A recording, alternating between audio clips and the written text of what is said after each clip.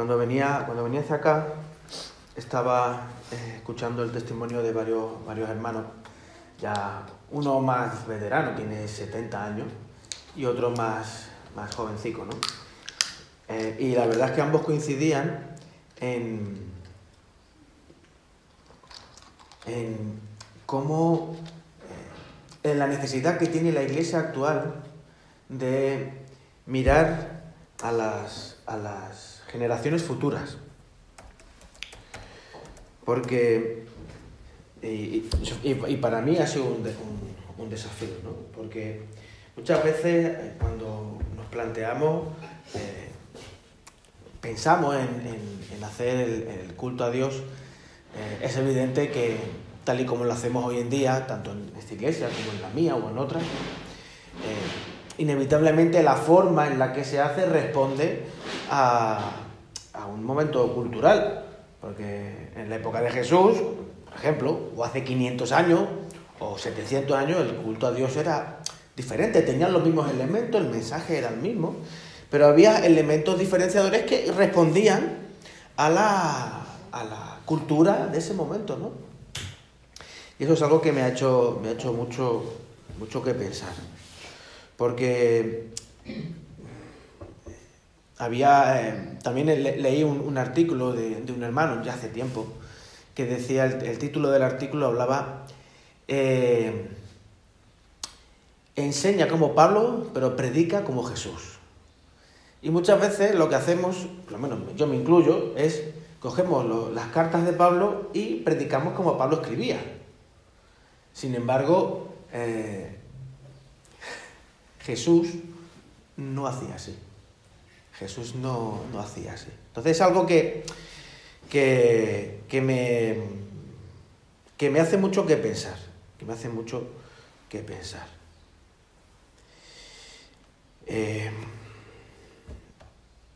Aquí estáis. Y teniendo esto en cuenta, llevo ya tiempo en mi iglesia tratando de predicar de forma diferente, ¿vale? A lo mejor vosotros no notáis ninguna diferencia, porque tampoco me veis predicar muy a menudo, pero estoy tratando de esforzarme en eso. Así que bueno, ya no os adelanto mucho más, ¿vale?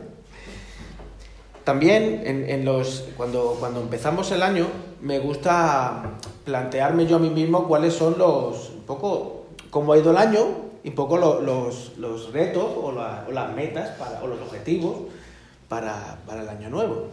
Y es verdad que a veces uno puede pensar, bueno, pero si del día 31 al día 1 al final no hay nada, o sea, si eso no fuese del día 31 de mayo, creo que tenía 31 días, al día 1 de mayo, abril, al día 1 de abril, pues no pasa nada. O sea, 24 horas que no hay ningún cambio, ¿no?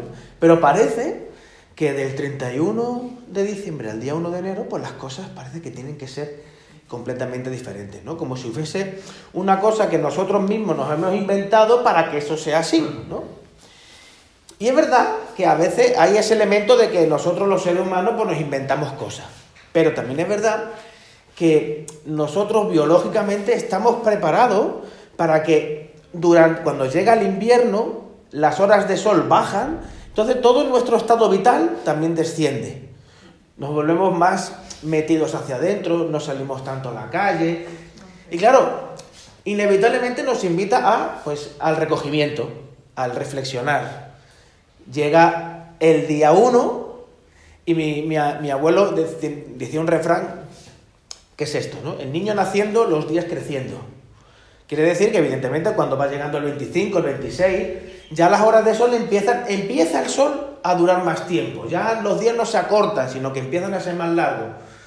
Y ese cambio de luz también nos provoca cambios en nosotros, en nuestra forma de ver la vida, porque de hecho el no darte luz hace que tu cuerpo no produzca vitamina D y la vitamina D pues te hace estar un poco más depre. ¿Vale? Entonces, ¿es verdad que es una convención social? Sí. ¿Que lo hemos inventado nosotros? Sí, pero también estamos predispuestos biológicamente a que cuando llega este tiempo tengamos un tiempo de recogimiento, reflexión y de mirar hacia adelante, porque el sol empieza a crecer, las horas de luz empiezan nuevas, pues a mirar hacia adelante y plantearnos un año con nuevos retos y nuevas metas. Por eso me parece oportuno reflexionar así, ¿no? Acerca del propósito de Dios para nuestras vidas, sobre todo enfocados en este nuevo año. Y como os decía al principio, lo voy a hacer a través de una historia, a través de un testimonio. José estaba casado con Luisa y tenían un hijo que estaba en plena adolescencia. Su hijo se llamaba Luis.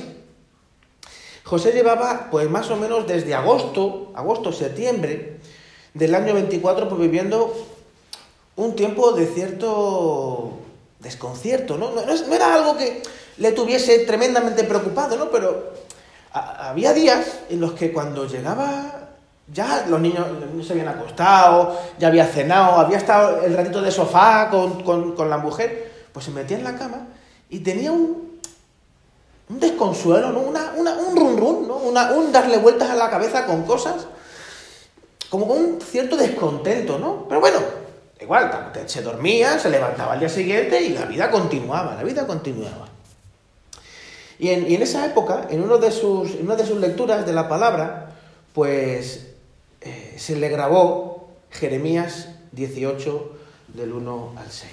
Vamos a leer, os invito a leerlo conmigo, Jeremías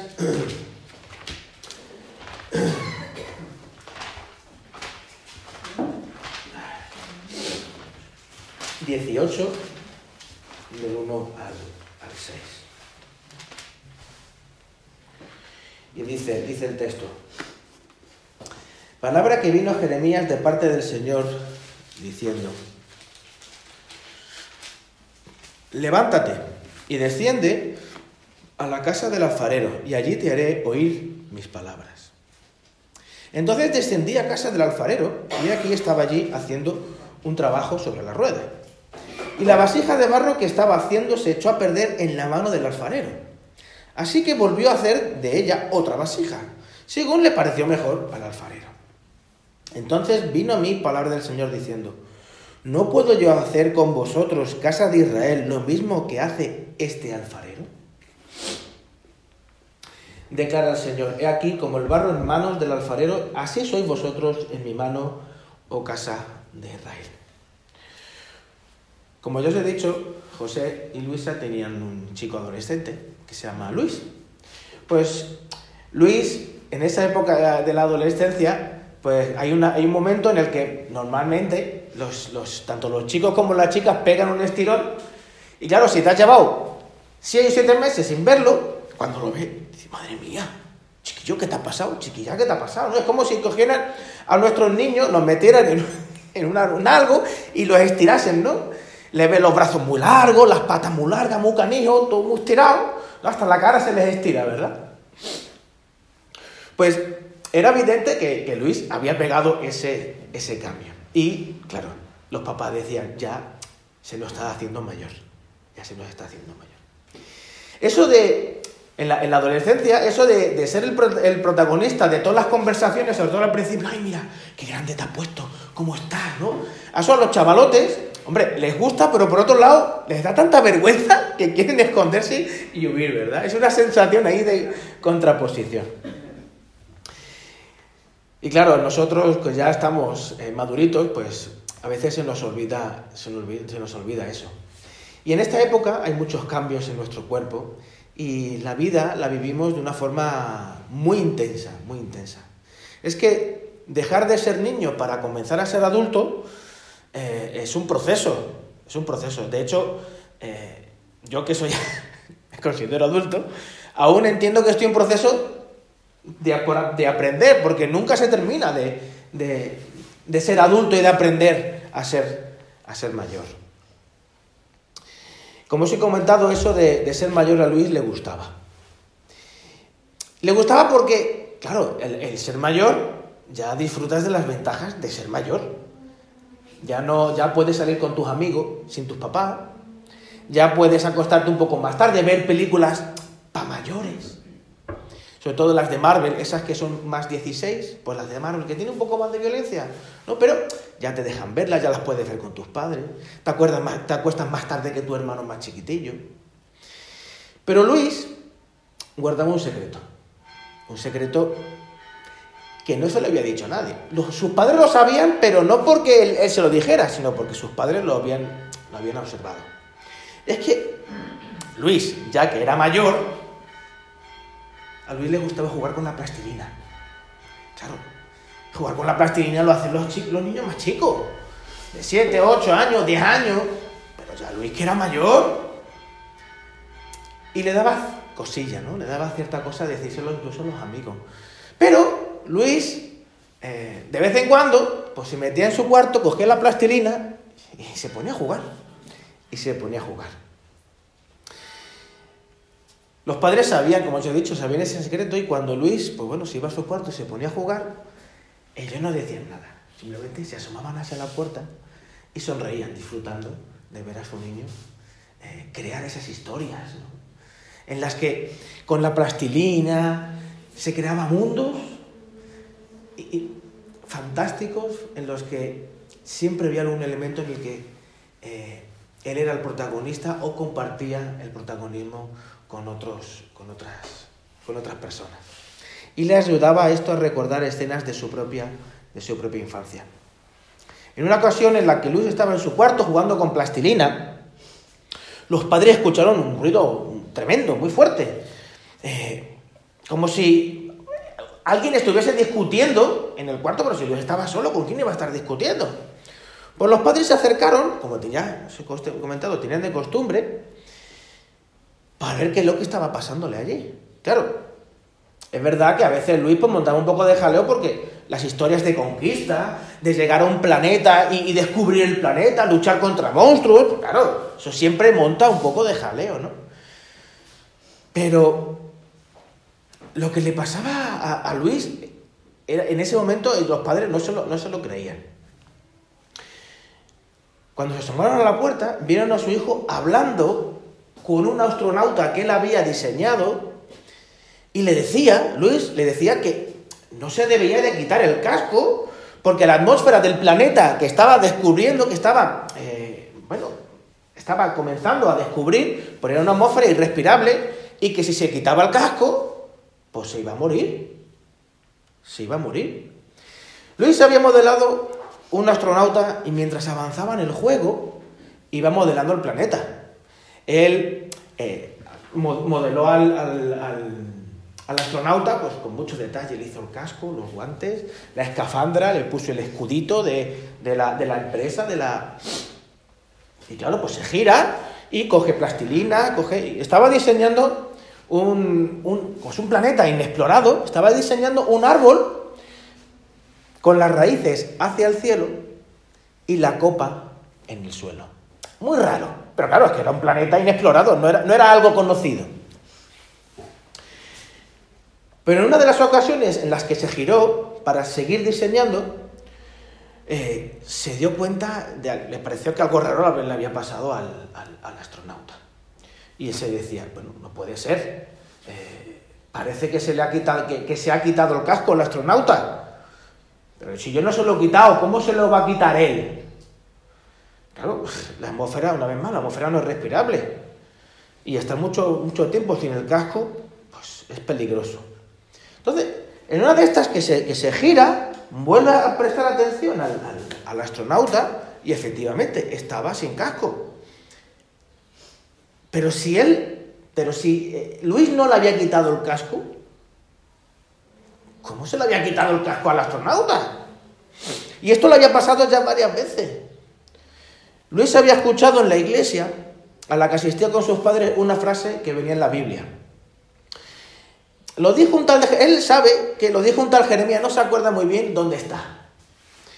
Y en su cabeza, cuando lo recuerda, lo escuchaba en su cabeza con una voz profunda, ¿no? Dice, y tal como le vino a la cabeza, pues él se la dijo al astronauta. ¿No podré hacer con mi pueblo como hace el alfarero con el barro? Le dijo Luis al astronauta. Como digo, Luis no recordaba bien la cita, pero sí sabía que la intención de esa frase que él le quería decir al astronauta era: yo te he diseñado, yo soy el que conoce el planeta porque estoy diseñando el planeta. ¿Cómo te vas a quitar el casco, chico? El aire del planeta no es respirable y si sigues quedándote el casco, te vas a terminar muriendo. Y yo no te he creado para morir, sino para explorar, para vivir, para que sigamos jugando juntos, para que sigamos explorando y conociendo cosas juntos. ¿No confías en mí?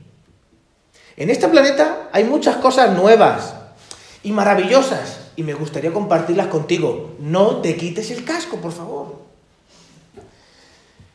José, que estaba observando desde la puerta, sí sabía que el texto al que su hijo había hecho referencia, él lo había leído hacía unas semanas. Jeremías 18, como hemos leído del 1 al 6. Esa misma mañana José había estado leyendo en la Biblia un texto del Apocalipsis. El Apocalipsis es un libro que para José es un libro difícil, pero digno de ser leído. Por eso está en la palabra, si no, no estaría, ¿no? Y el Señor le había estado hablando a través de ese texto, de ese libro en esa mañana. Como ya os he comentado, José llevaba varios meses dándole vueltas a esa sensación, ¿no? Esas ideas que a veces se le venían a la cabeza. Y al final de año ya, pues eso se había convertido ya en una creciente insatisfacción, en cansancio, apatía. Y en esos tiempos de reflexión y diálogo con el Señor, que trataba de tener cada día, aunque no siempre lo podía hacer, leyó en Apocalipsis 2:5. Recuerda, por tanto, de dónde has caído y arrepiéntete. Y haz las obras que hiciste al principio. Si no, vendré a ti y quitaré tu candelero de su lugar si no te arrepientes. Tras leer esto, a José se le erizó la piel. Llevaba meses preguntando al Señor sobre cuál debería ser el siguiente paso en su vida, tanto en lo personal, en lo familiar, en lo laboral y, claro, en la iglesia. Ese texto les dejaba claro que Dios le estaba escuchando. Y claro, cuando Dios te habla, no te quedas igual. En la iglesia a la que asistía José, desde el púlpito, muchas veces se decía: un texto fuera de su contexto es un pretexto. Entonces, cogió José y leyó el pasaje completo. Oró un momento, sabiendo que Dios estaba con él sentado frente suya, tratando de hablar con él, de interactuar con él, de relacionarse con él, y leyó el pasaje. Apocalipsis 2, versículo 2 al versículo 7. Apocalipsis 2, del 2 al 7. Dice: yo conozco tus obras, tu fatiga y tu perseverancia, y que no puedes soportar a los malos, y has sometido a prueba a los que se dicen ser apóstoles y no lo son, y los has hallado mentirosos. Tienes perseverancia, y has sufrido por mi nombre y no has desmayado. Pero tengo contra ti que has dejado tu primer amor. Recuerda, por tanto, de dónde has caído y arrepiéntete, y haz las obras que hiciste al principio. Si no, vendré a ti y quitaré tu candelero de su lugar, si no te arrepientes. Sin embargo, tienes esto a tu favor, que aborreces las obras de los nicolaitas, las cuales yo también aborrezco. El que tiene oído, oiga lo que el Espíritu dice a las iglesias. José se sintió profundamente identificado a la vez que desafiado. José estuvo en el seminario estudiando con su mujer y estudió esta carta y su simbolismo. Y aunque ya muchas cosas no las recordaba José, una cosa sí se le quedó clara: que cuando habla del candelero, del candelabro, de que se le va a quitar, no está hablando de la salvación, no está hablando del futuro. Está hablando no tanto del más allá, sino del más acá, de la hora, del aquí. Él recordaba que el candelabro apunta a la luz de Dios. Es la luz del Señor. A esa obra del Espíritu Santo que te da esperanza, ánimo, respaldo, dirección y con la que tú también alumbras. El Señor te alumbra y tú alumbras y eres de luz a otros, de influencia a otros. Y eso, claro, se experimenta de una forma muy potente cuando se está enamorado del Señor y de sus cosas. Pues eso le sería quitado. Estar ante Dios es algo serio. Buscar a Dios, buscar al Señor que te hable es algo serio. Saber que estás sentado a la mesa con Dios es algo muy serio. En los días sucesivos, José se puso a reflexionar en torno a este pasaje, al texto que su hijo había dicho de memoria a ese astronauta. Cuando pensaba en eso del primer amor, se preguntaba, ¿era lo que hacía cuando decidió ir al seminario? Dios se refiere a ese fuego que cuando uno recién conoce al Señor le empuja a compartir de esa experiencia, ¿no?, del amor de Dios a todo el mundo. La verdad es que ese texto le animó a centrarse más en la oración y en buscar en su historia personal de cómo el Señor le había estado hablando a lo largo de las diferentes etapas de su vida, ¿no? En cómo Dios le había mostrado el camino, le había hablado, cómo le había dado luz para tomar decisiones, porque claro, hay momentos en la vida en el que la palabra de Dios marca de tal forma que tú ibas en una dirección y ahora vas en otra dirección. Era evidente que Dios le estaba diciendo que algo había cambiado en él, pero no para bien. En ese proceso, José, pues de tratar de entender, José habló con su mujer. Le comentó, mira, Luisa, me está pasando esto, estoy leyendo esto, estas son las ideas que me vienen a la cabeza. También lo compartió con hermanos de la iglesia. Y todos le dieron, pues, una opinión. Hombre, su mujer reconoció, a ver, no eres el mejor marido del mundo, ni tampoco el mejor padre del mundo. Pero, ¿ves? Se nota que te esfuerzas por ser el mejor marido, por ser el mejor padre. No sé lo que te está queriendo decir el Señor. Pues con todo eso en la mochila, una noche en la que todas estas cosas estaban allí dando vueltas y vueltas, que no le dejaban dormir. ¿Cuántas noches no habremos tenido? No sé vosotros, pero yo sí, de esas cosas que están ahí en tu cabeza y vuelta y vuelta. Se levantó, cogió un cuaderno, un boli y se puso a revisar esos textos que, bueno, habían marcado su vida, ¿no? Le habían ayudado tanto en su época de estar soltero y también la época de estar casado. No sé si vosotros lo recordaréis, pero José sí tenía textos, ¿no? Y esa noche pues se le vinieron a la cabeza. Josué 1, 8 y 9, mira que te mando, que te esfuerces, que seas valiente, ¿verdad? Salmo 23, el Señor es mi pastor, nada me faltará. Isaías 43, que no me lo sé de memoria, habría que leerlo. Lucas 4, 18 y 19, que es el sermón programático de Jesús. Jeremías 18. Pues José, cuando llegó al texto de Lucas 4, 18 y 19, pues comenzaron a venir a su mente las conversaciones que en torno a ese texto había tenido, tanto con el Señor como con las personas que en ese momento estaban a su alrededor. Su mujer, compañeros del seminario, amigos, hermanos de la iglesia. De hecho, ese texto de Lucas 4, 18 se había convertido en su lema, en el lema de su vida. En algo que cuando tú tienes un lema, pues al final es algo que de vez en cuando vas repasando, ¿no?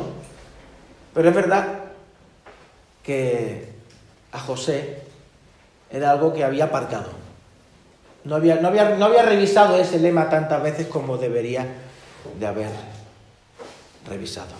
Entonces José cogió el texto y lo leyó en voz alta. ¿Por qué lo leyó en voz alta? Porque a veces sin quererlo escuchar la palabra de Dios audible produce un efecto en tu mente y en tu corazón que no lo hace cuando lo lees solamente para ti mismo. Y dice así el texto. El Espíritu del Señor está sobre mí porque me ha ungido para anunciar el mensaje, para anunciar el Evangelio a los pobres. Me ha enviado para proclamar libertad a los cautivos y la recuperación de la vista a los ciegos, para poner en libertad a los oprimidos, para proclamar el año favorable del Señor. José y Luisa siempre vieron en este texto el modelo por el cual debían servir al Señor allí donde el Señor les pusiera. El foco de Cristo es atender a las personas en su situación, trayéndoles verdad, amor y justicia. El foco son las personas y no la estructura. Es estar más pendiente de la vid que de los alambres. No sé si alguna vez habéis vendimiado alguno de los presentes, ¿no? Mi madre y mi abuelo tenía un campo de vid, de viña, y la viña, por lo menos en esta zona, no sé en otras partes, en Argentina, no sé cómo es, pero en esta parte la viña se planta y lo normal es poner unos hierros con unos alambres para que la viña se enrede en alambre y se mantenga arriba y también pues, o sea, duela menos la espalda.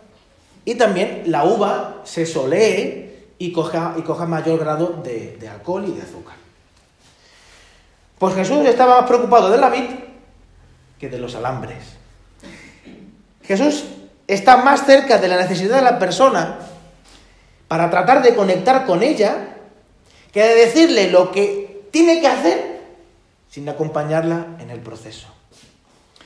José recordaba cuántas conversaciones no había tenido en su etapa de universidad, criticando a las personas que se centraban en la estructura, olvidando a las personas. ¿Cuántas veces había mencionado ese texto, esa frase, que su hijo había dicho en voz alta a esa figurita, pensando en su propia iglesia?